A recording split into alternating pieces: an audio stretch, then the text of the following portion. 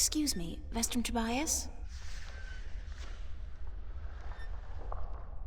Tobias. Just call me Tobias, please. I require no ceremony from a distinguished guest such as yourself. Did you enjoy the sights? I don't know. I'm overwhelmed. Walking around out there, seeing with my own two eyes things that can't possibly exist. I kept thinking, it's all a dream. I'll wake up at any moment now and everything will return to normal. But then I realized, I'm still here. It's real. I can touch it. I can smell it. And you know what? It doesn't make sense. Nothing makes sense here. Magic, alien creatures, parallel worlds. I don't believe in those things. I don't believe in fairy tales. In your world, in Stark, there is no room for magic. That is, and always has been, the curse of science, the fallibility of logic and order. They leave no room for the imagination. If it does not fit into the narrow perception of the laws of nature that your world adheres to, it's a fairy tale. But then, magic has its downsides too. It's unpredictable. It invites chaos. It puts the balance in peril in a way that science alone never could. I keep hearing about the balance, and about Stark, and Arcadia, and... This is probably going to sound strange to you, but I'm clueless. I have no idea what this place is, or what I'm doing here, or... All I know is that something strange is happening in my world, I guess. I had dreams, and the dreams felt so real, and then things started happening in real life too. Things that couldn't happen, and I think I will begin at the very beginning. I believe that is why you were sent here, to learn, to understand, to see for yourself. Like you said, you cannot believe in this place. Well, you will. After you have learned the truth, you will. Come with me, and I will tell you the story of Earth as your books never have. And when your eyes and ears are open to the truth, perhaps your mind will follow. We can only hope. Come.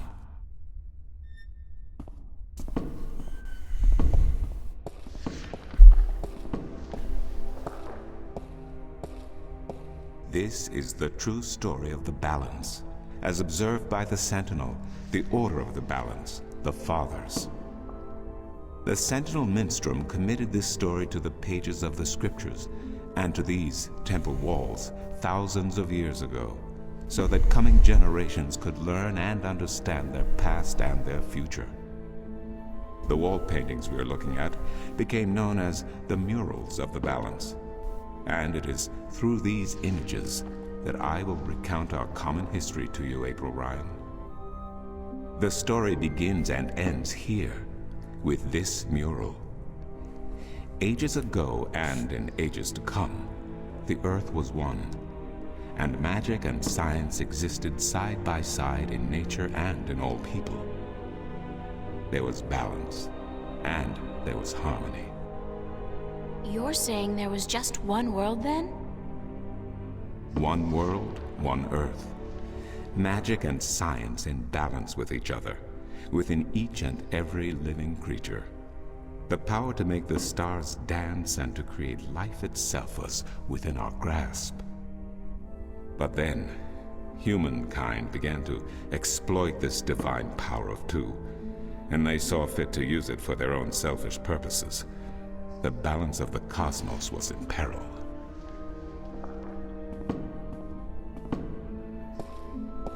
Unless something was done, unless man was humbled and learned to fear the power he wrought over cosmos, the twilight of chaos would fall upon Earth. It had happened before, in distant times and on distant worlds, and it would happen again. And every man, woman, and child of every people and every race would be devoured by the coming apocalypse. We were given a visitation then. The Drag Kin, having lived among us for untold generations, rose to offer their guidance and assistance in preserving the balance on our world.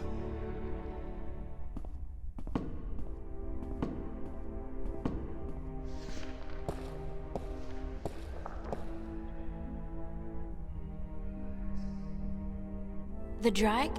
I think I've heard that name before. Drykin, Draken, Dragons, whichever name they go by, they remain the eternal servants and custodians of the balance.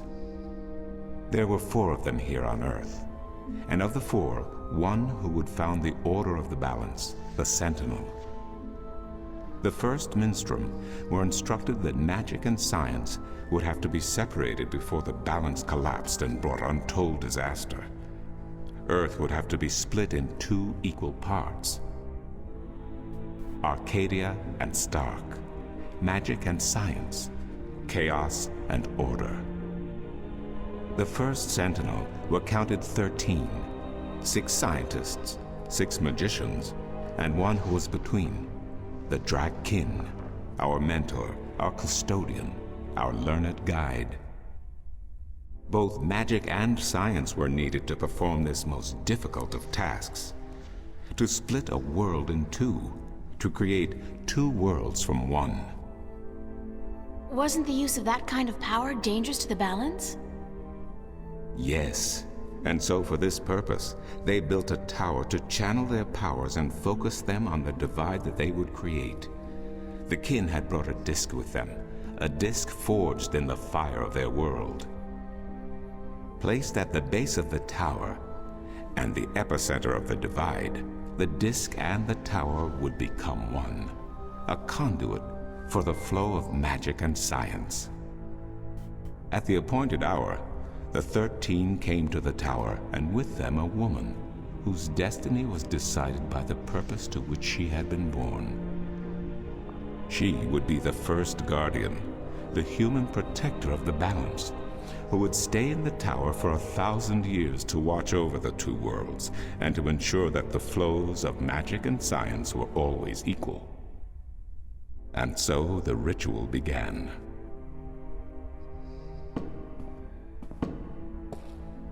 One world was to become 2, separated by the balance, and each world visible to the other only by way of dreams. Who was ushered into which world was not an arbitrary choice, nor one taken lightly. For the magical creatures, the choice was simple. They had to go to Arcadia. Their kind would not survive in Stark. But for others, families were torn apart, lovers separated, and friends lost for all eternity. Encircled by the 12 and the one who would be guardian, the disc at the base of the tower began to spin faster and faster as more and more power flowed through it, until it was a blur. Darkness enveloped the tower, but the disc glowed brighter and brighter. Reality turned, and in one moment, a new reality had been created and 2 new worlds born. In the tower there was silence. The original disc had disappeared, and in its place was a smaller counterpart, a similar yet different disc. Around and outside the tower the world looked different. They were now between Stark and Arcadia, between reality and dream. This was the realm of the balance and of the guardian, and it would be her home for the next 1,000 years. The one who was kin picked up the disc and said, "This disc is a counterpart to the original disc, which has now become this realm, and the key to which has been split and divided in 4. The key is the disc, and the disc is this realm." This mystified the 12, and the one who was kin continued, "Know only this: the Guardian's realm cannot be broken unless the disc is broken. But nor can it be repaired without the disc being repaired. The 4 pieces, that is the key, will be given to the 6 of you who are to be taken to Arcadia for safekeeping. Yet the key will never be complete," he went on, "without the precious stones that adorn each piece. I will keep 1, and my fellow kin the 3 others. Should the day come when this realm must be repaired, or the worlds reunited, and that day will come, You will assemble the disk, and the kin will come together one last time.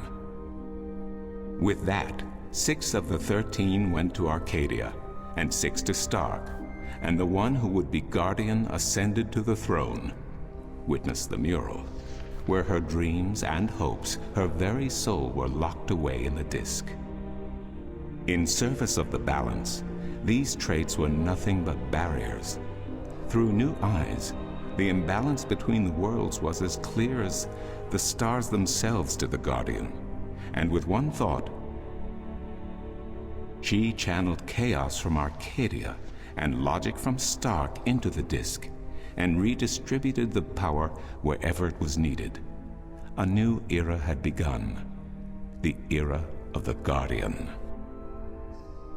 After they left the tower, 2 of the Drakkyn went to Stark, the other 2 to Arcadia. The 6 who came to each world started what is now known as the Sentinel, the Order of the Balance. But while in Arcadia the Sentinel thrived, in Stark they did not. In Stark, the memories of magic and the balance could not survive in the face of the new reality of natural laws, of logic, and of science. And soon, very soon, Arcadia became nothing more than legend, a myth, tales of fairies to recount to impressionable children, and stories to frighten and entertain around a fire. And while dreams still brought sights and sounds of Arcadia to those asleep in Stark, they were discounted as mere dreams and nothing more. So that's it? We forgot about our past and about Arcadia? And that's the way things are? Then what's wrong with that? And why does magic from Arcadia seem to have begun leaking through to Stark? That is another long story. But I can tell that you are tired of stories, and so I shall be brief. As I told you, while in Arcadia, the Sentinel grew in numbers and in strength. In Stark, while flourishing for a brief time, they were soon diminished and powerless. Some of the Stark Sentinel did not take kindly to this, and they berated the Arcadian Sentinel for their politics and teachings. The Stark Sentinel wanted people to work towards reunification, while their brothers did not. So the inevitable soon came to pass, and the Stark Sentinel parted ways with their Arcadian brothers and named themselves the Vanguard. And while at first their philosophy was not so different from ours, over the years it changed radically.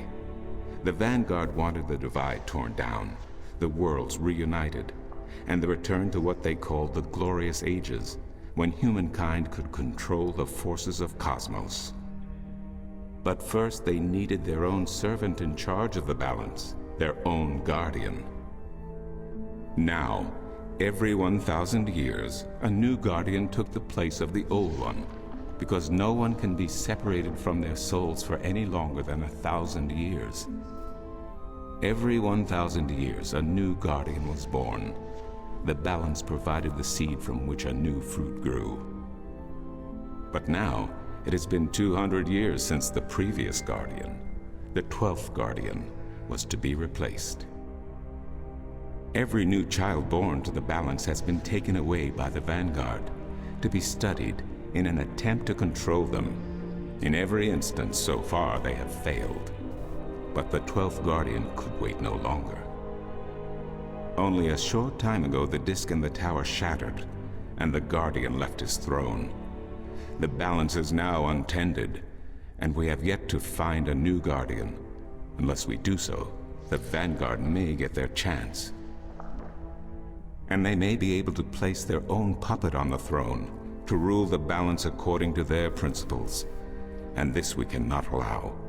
It will mean the end of Stark and Arcadia, and the dawn of an era of chaos. Now do you see? I understand the history. I can even accept it. But I don't understand why I'm here and what Cortez wants with me. The balance is in peril, April. The Guardian has abandoned his tower. He has disappeared, and there is no one to take his place. He must be reinstated to protect the balance until a new Guardian may be found. And what can I do? I'm nobody. I've just been having a lot of bad dreams. You are a strong shifter. I have not seen your like in my lifetime. A shifter? Someone capable of opening doors between worlds. A shift. A portal between the realms of Stark and Arcadia. Are you kidding? I didn't do anything. Cortez was the one who opened the shift, and he just waved his hands around in the air. I don't think I'd be capable of opening a portal even if I had a magic wand. Only a shifter's own power can allow her to travel. No one else can do this for her. Cortez only channeled your power to aid you. He would not be able to step through the shift himself. Even if that's true, I don't have any control over my talent. Not yet. But in time you will. How else do you intend to travel back to your world?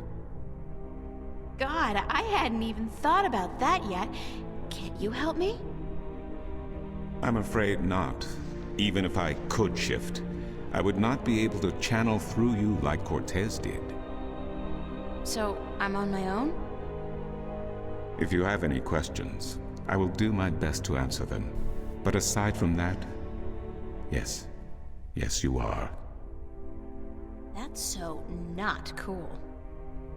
No, it has been unseasonably warm. If you don't mind, I will return to my studies now. Thank you for listening to an old man and his long stories. No, thank you. It's starting to make a little bit of sense now. That is good news. Come see me again if you have any more questions.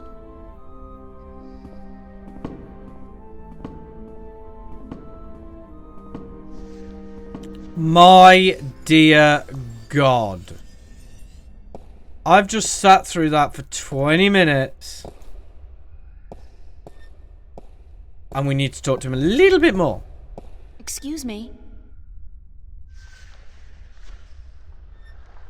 Do you know a man named Brian Westhouse? Westhouse? That old goat? Yes, unfortunately. What would you with him? I need to find him. I do not know where he lives. I hear somewhere on the outskirts of the city by the sea, but I cannot tell you any more than that.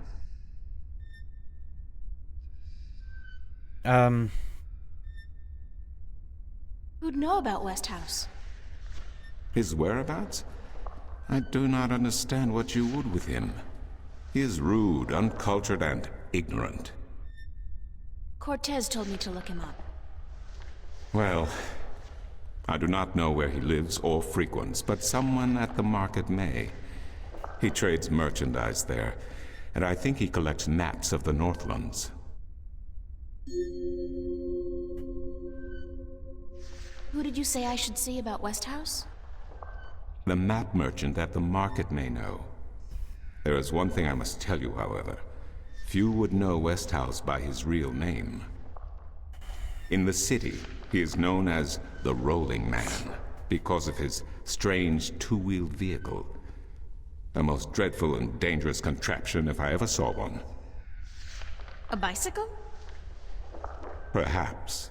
It has a grotesque appearance, much like the Westhouse himself. Good for you, dude. Right, now we can finally get... I'll see you later. You will? If you say so, then it must be true.